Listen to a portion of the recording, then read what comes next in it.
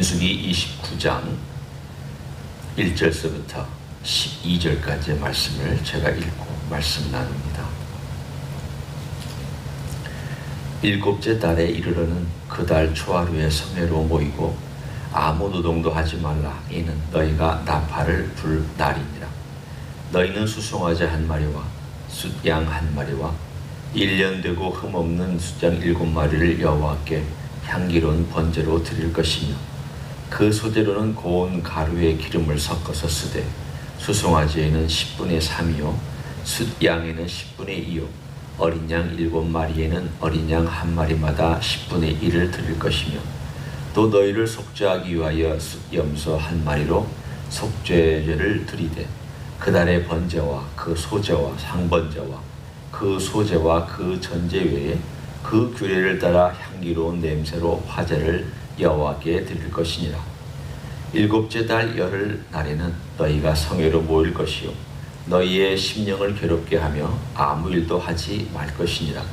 너희는 수송아지 한 마리와 숫양 한 마리와 1년 된 숫양 7마리를 다 흠없는 것으로 여호와께 향기로운 번제를 드릴 것이며, 그 소재로는 고운 가루에 기름을 섞어서 쓰되 수송아지 한 마리에는 10분의 3이요 숫양 한 마리에는 10분의 2요 어린 양 7마리에는 어린 양 한 마리마다 10분의 1을 드릴 것이며, 속죄제와 상번제와 그 소제와 그 전제 외에 숫염소 한 마리를 속죄제로 드릴 것이니라. 일곱째 달 15째 날에는 너희가 성회로 모일 것이요 아무 일도 하지 말 것이며, 이래 동안 여호와 앞에 절기를 지킬 것이라. 아멘. 저희가 28장에서는 전반부에 있었던 절기를 다뤘습니다. 오늘 29장에 보면은 1년의 후반부에 있는 절기를 다룹니다. 1년의 후반부라 하는 것은 여름을 지난다, 그런 뜻입니다. 일곱째 달이라고 하는 이 숫자의 헤아림은 우리가 흔히 얘기하는 1월부터 7월이라는 뜻이 아니라 그들의 1월에 해당하는 3월 중순 정도부터 1년에 다시 돌아서 그 시간이 되기까지 1년을 의미합니다. 따라서 오늘 우리가 다루고 있는 29장 읽었던 이야기의 대부분의 모든 내용들은 일곱째 달, 우리의 달력으로 말하면 10월 중순경에 해당되는 절기를 말하고 있습니다. 그러면 10월 달이 되면 어떤 일이 벌어지느냐? 사실은 1년의 모든 추수와 그리고 곡식뿐만이 아닌 열매까지도 추수하는 모든 것들이 다 마감되는 때입니다. 열매 다 따고 또 그들이 수확할 수 있는 모든 거 다 정리하고, 그리고 나서 하나님 아버지 앞에 와서 축제를 벌이며, 그리고 나서 또 조금 기다리고 있으면 이른 비가 10월 말에 내리고 늦은 비가 또 내리기 시작합니다. 그럼 이른 비가 내릴 때 파종을 시작해서 그들의 1년이 또 시작돼요. 참 하나님께서 그 필요한 절기마다 이스라엘 백성의, 특별히 남자들은 의무적으로, 여자들은 선택적으로 그곳에 와서 하나님 아버지 앞에 이 절기를 지키도록 말씀하셨습니다. 그런데 오늘 29장이나 또 28장에도 마찬가지입니다만 자주 등장하고 여러분이 읽을 때마다 이건 계속 나오는구나 라고 얘기하는 동사가 있습니다. 그 동사는 드린다라는 동사입니다. 28장에도 한 29번 정도, 30번 가까이 나옵니다. 29장에도 29번 정도, 30번 가까이 나옵니다. 그러면 왜 하나님께서 모세를 통하여 이스라엘 민족에게 드리라고 자꾸 말씀하셨는가? 아니 뭐 어떻게 드리라는 게 그렇게 중요한가? 우리 생각에 드리는 게 이렇게 중요할까? 드리는 것을 하나님이 그렇게 원하시는 건가? 뭘 받으셔야만 하는가? 우리는 그렇게 생각할 수도 있습니다. 그런데 여기서 이 드린다라고 하는 이것은 단순히 물건을 드린다, 혹은 양이나 소나 염소를 어떤 제물로 드린다 하는 거기에만 머물러 있지 않습니다. 이 드린다라고 하는 것은 나중에 그 단어가 개발되었지만 이 의미를 제일 잘 설명하고 있는 단어이기 때문에 제가 이미 썼지만 설명을 합니다. 예배라는 단어, 경배라는 단어에 쓰인 단어입니다. 월십이라는 단어가 원래는 중세에 쓰였는데 바로 이 드린다라고 하는 내용을 제일 잘 설명하고 있기 때문입니다. 월십이란 하나님의 가치입니다. 그러면 가치가 있다면 그 가치를 어떻게 하는 건가? 가치를 올려드리는, 그 가치대로 올려드리는 것, 이것을 예배라고 얘기를 합니다. 여기서는 물건으로 표현했습니다. 양이나 소나 염소로 어떤 보이는 것으로 표현을 했습니다. 그러나 그 단어가 잘 발전이 되어서 월십이라는 단어로 발전이 되었는데, 이 모든 것은 성경에 나와 있는 예배라고 하는 모든 신학적인 내용을 다 여기서 이 동사가 얘기하는 용어의 의미, 또 다른 성경의 어떤 부분에서 얘기하는 의미, 모든 의미를 다 종합해서 제일 잘 설명하는 단어, 바로 그것이 월십이라는 단어입니다. 월십은 하나님께서 어떤 분이냐, 그분이 우리를 위해서 어떤 일을 행하셨느냐, 그분의 품성이 어떤 분이냐, 그분이 창세기 1장부터 이 민수기를 썼을 때까지는 민수기의 그 시점까지, 우리의 시점으로 따지면은 창세기 1장 1절부터 지금 2020년 8월 바로 이 날까지 하나님께서 어떤 분이냐를 생각하고 그분의 가치가 어떤 것이냐를 마음에 두고 그거에 맞게 내가 올려드리는 것, 이게 예배입니다.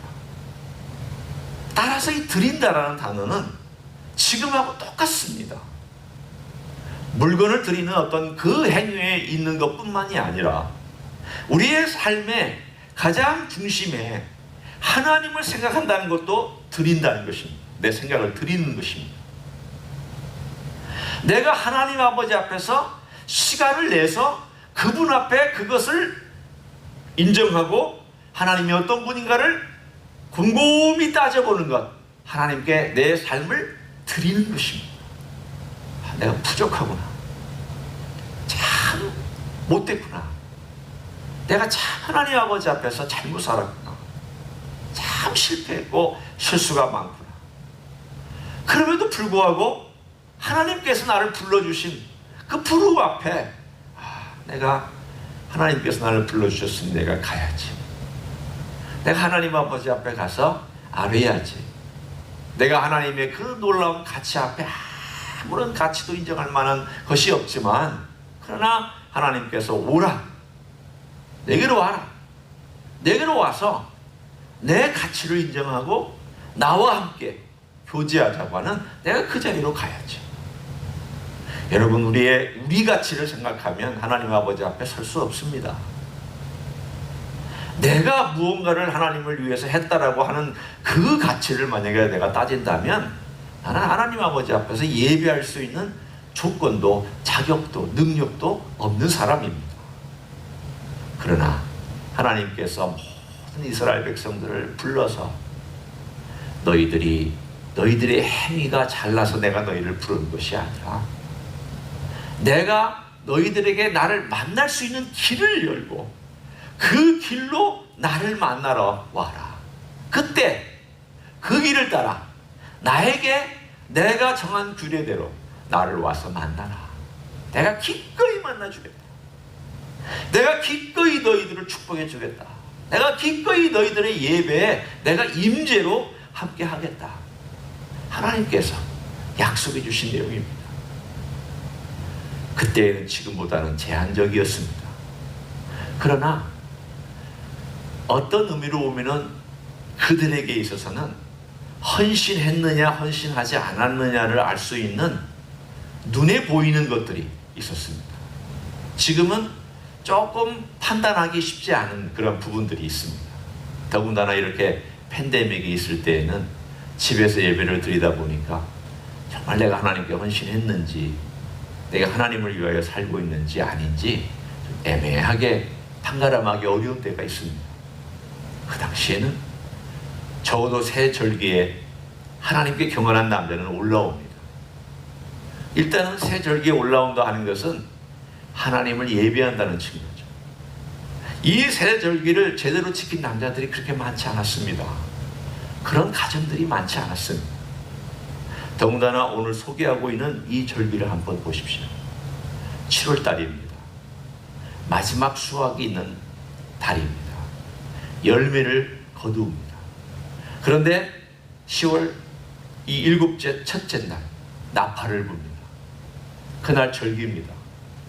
그러면 이 절기를 지켜야 됩니다. 열째 날 대속죄제 날입니다. 이 절기 지켜야 됩니다.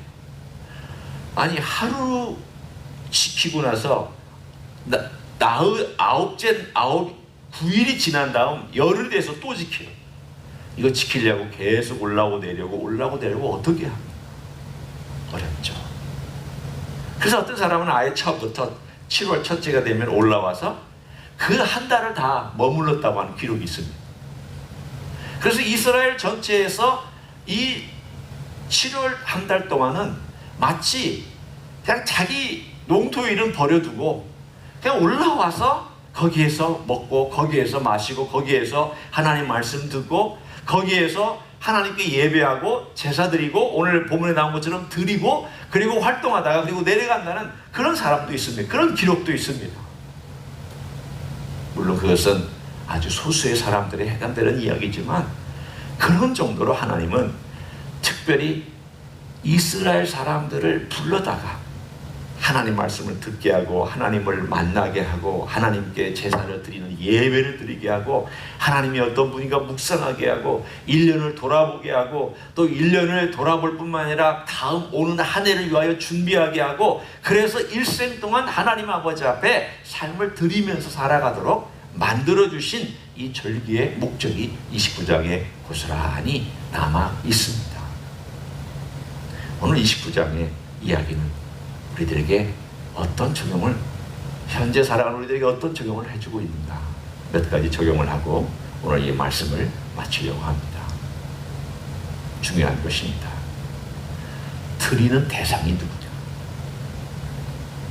드림에는 드리는 물건보다 드림의 대상이 중요합니다. 내 드리는 행위보다 대상이 중요합니다.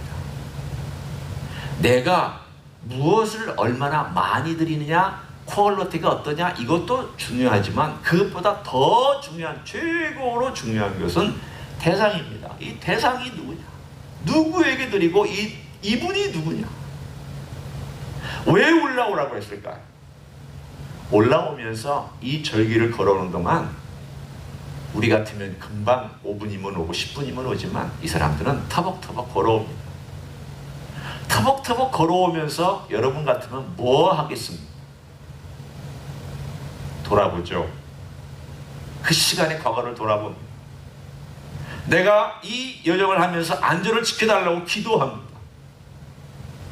그리고 이 여정 가운데 가서 내가 뭘 하나님께 드릴지를 생각합니다.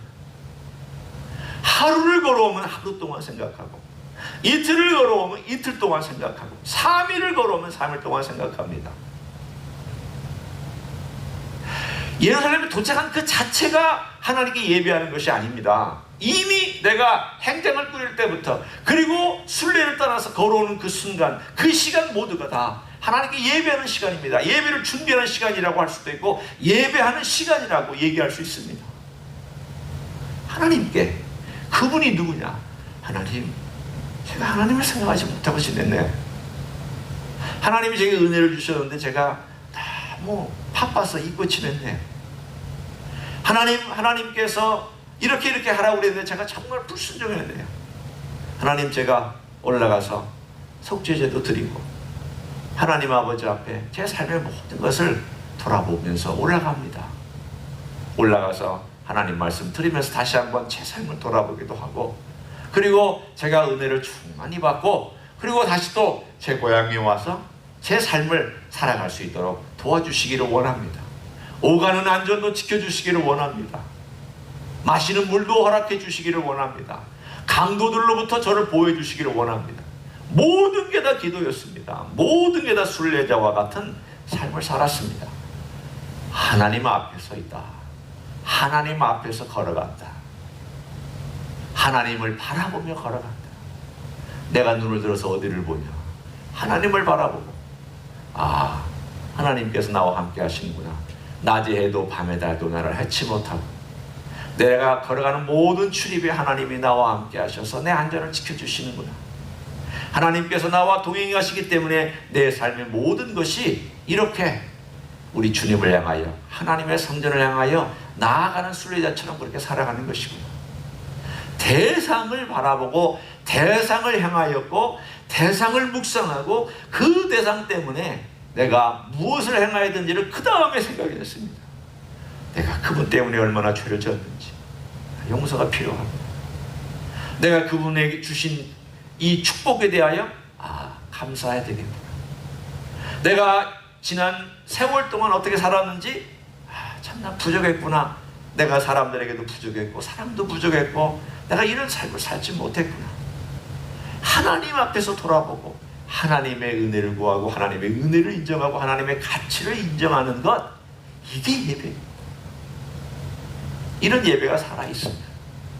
삶의 전반이 예배로부터, 마치 그 예배로부터 흘러나오는 물이, 예배로부터 흘러나오는 은혜의 강이, 예배로부터 흘러나오는 모든 것들이 삶의 모든 여행마다 흘러 들어가서 그 사람의 삶을 변화시키고 풍요롭게 만들기 시작합니다.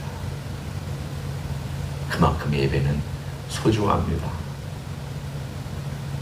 또 예배를 그렇게 드리는 자세가 우리에게 중요합니다. 오늘도 우리 예배의 대상이신 예수 그리스도, 또 우리가 예배하는 하나님 아버지, 또 우리가 예배하는 성령님, 성삼위 하나님 일체에게 우리가 어떻게 예배를 드려야 되나, 그분이 누구신가를 제대로 알고 그분의 가치를 인정해 드리고 그 가치가 살아나도록 하는 것, 그게 예배입니다. 그 예배입니다. 그분의 가치들이, 그 가치가 살아난다면 그게 진짜 예배입니다.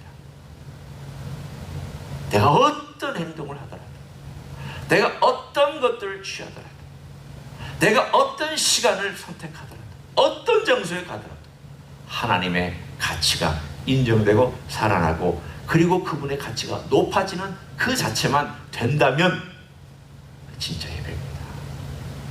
오늘 하루 그 참된 예배, 그 멋진 예배, 그 아름다운 예배, 슬픔 속에서도 예배가 될 수 있고 좌절 속에서도 예배가 될 수 있고 기쁨과 그리고 감사 속에서도 예배가 될 수 있는 이런 멋지고 참된 예배가 오늘 하루에도 여러분의 삶 속에서 이루어지기를 예수님의 이름으로 간절히 축원합니다. 기도하시겠습니다.